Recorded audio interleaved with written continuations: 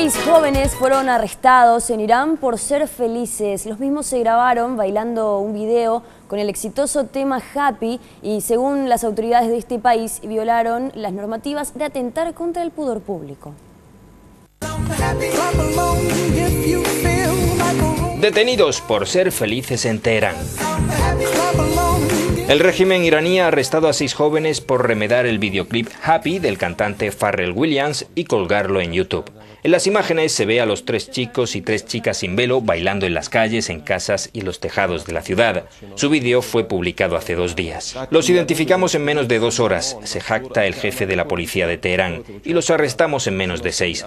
Somos muy efectivos en tratar este tipo de asuntos. Internet no sienta nada bien al ala dura del régimen. En Facebook causa furor una página llamada Mi Sigilosa Libertad, en la que mujeres anónimas cuelgan fotografías sin velo y en lugares públicos, algo totalmente prohibido.